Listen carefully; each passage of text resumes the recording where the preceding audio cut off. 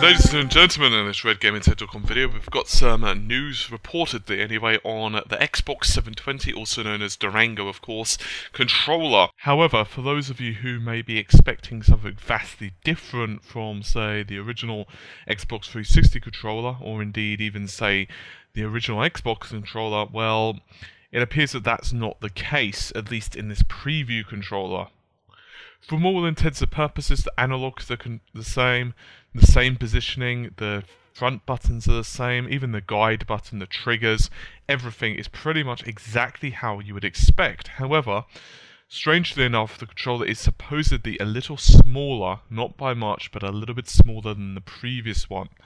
It's also too early to tell, and there hasn't been any confirmations whether the original buttons were improved any. For example, the original Xbox 360 pad often went under criticism with the D-pad, and indeed for fighting game fans in particular, or for those games that required a lot of D-pad movement, it wasn't very ideal. In some cases it felt somewhat unresponsive actually, although later pads did somewhat improve this, but it certainly wasn't crisp. It certainly didn't feel as good as, say, the PlayStation 3 controller, or even an older console like the Sega Saturn, which had a very, very good D-pad indeed.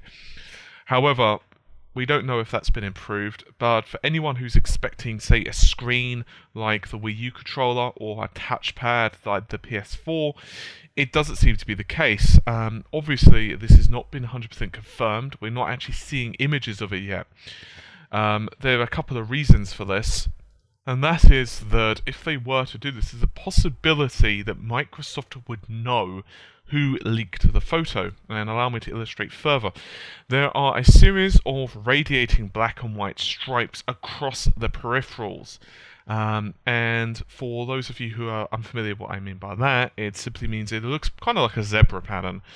And the theory behind this is that, remember how when the PlayStation 4 stuff started to get leaked, especially the controller images? And remember that all the controllers were completely black, and it's very, very, very hard to figure out who leaked what if the controller's black. It's not like there's, you know, a sticker on the thing that says Electronic Arts prototype or whatever, and even if there was, you could very easily Photoshop that out, of course. With something like this, it's a lot harder indeed. Obviously, there still are ways you could smudge it or whatever, but although this is obviously is not confirmed, it's certainly a theory behind there. So, if that is the case, then obviously no one wants to take the risk of really, really damaging the relationship with Microsoft. And obviously, there's a good possibility that end of this month, well, by the end of this month, we're going to have a lot more information from Microsoft themselves, as that's roughly the time period that we expect to hear an announcement from Microsoft regarding the Xbox 720. Anyway, this has been a fairly short video. There's not that much more to say other than the controller well, reportedly hasn't changed that much. I'm not really sure how I feel about that, to be honest. Personally speaking, I didn't really like the Wii U controller.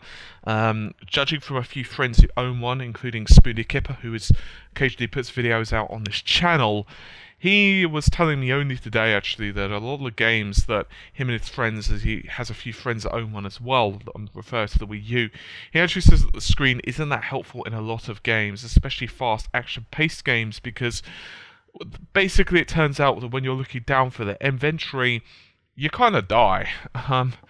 At least he's having that and his friends. I don't know, maybe some of you guys who play the Wii U a lot more are more familiar with it and more comfortable with it, but at least that's his findings. And to be honest, I kind of like the idea in some ways, but I also see that it's not a major thing. I'm not saying that that makes the controller bad.